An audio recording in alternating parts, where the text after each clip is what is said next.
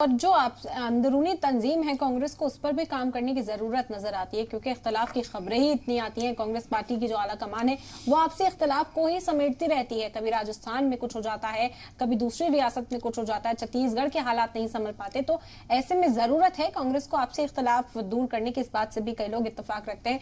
2024 का जैसे आपने जिक्र किया, भारत जोड़ो यात्रा बड़े पैमाने पर निकाली जा रही है। राहुल गांधी कह रहे हैं कि इसे दूरदृष्टि से देखना चाहिए। ये हमने इसलिए इंतखाबी रियासतों में नहीं निकाली क्योंकि हम इंतखाबात पर फोकस नहीं कर रहे। लेकिन सवाल तो प्रेम सर यही है ना कि फोकस क्यों नहीं कर रहे? क्योंकि हिकमत अमली जिस तरह बात भी की, अभी सुनील जी ने भी बताया कि बीजेपी की तंजीम इस तरह काम करती है। मार्च से ही पीएम मोदी के गुजरात में दौरे शुरू हो गए थे, जबकि दिसंबर में जाकर इंतखाब हुए हैं गुजरात के अंदर। तो कांग्रेस आखिर इस पर क्यों नहीं ध्यान देती?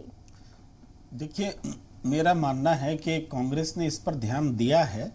इसी कारण ये एक रणनीति का हिस्सा है कि राष्ट्रीय मुद्दों पर, चूंकि भारतीय जनता पार्टी के पास में नरेंद्र मोदी जी का चेहरा है और वो उस चेहरे को हर चुनाव में इस्तेमाल करती है, राष्ट्रीय मुद्दों पर चुनाव को ले जाती है।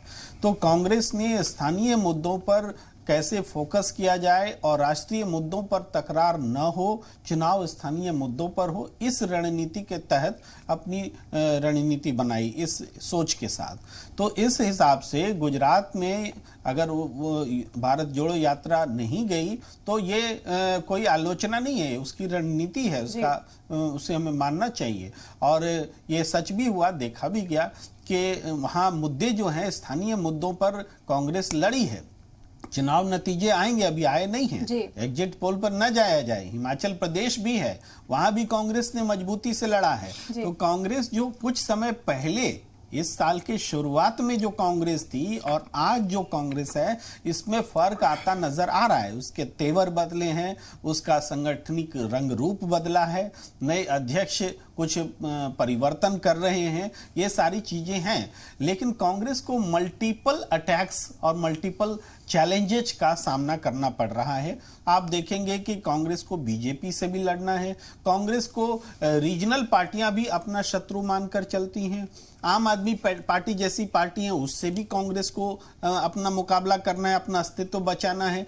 यानी सारे हमले, इसके अलावा जो सांस्थानिक संस्थाएं हैं, ईडी, सीबीआई, इस तरह की जो फोर्सेस हैं जिसका केंद्र सरकार दुरुपयोग कर रही है, वो सबसे ज्यादा कांग्रेस के खिलाफ इस्तेमाल हो रहे हैं। तो उससे भी कांग्रेस को लड़ना होता है। तो इसमें कांग्रेस कमजोर नजर आती है और कई बार उसको नुकसान उठाना पड़ा है। लेकिन अब हमें लग रहा है कि वो बात अब नहीं रही जो 2014 के बाद बीजेपी सत्ता में आई थी, तो एक के बाद एक सीटें जीतती हुई चली गई। और एक समय आया जब बीजेपी ने नारा दे दिया था भारत मुक्त, कांग्रेस मुक्त भारत।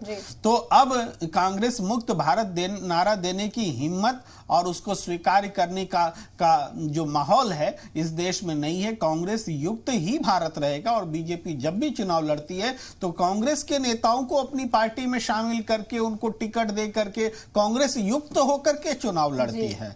तो इसलिए कांग्रेस की उपस्थिति तो हार जाने के बावजूद भी बनी हुई है। जी, तो कांग्रेसीकरण इसे कहा जा सकता है कि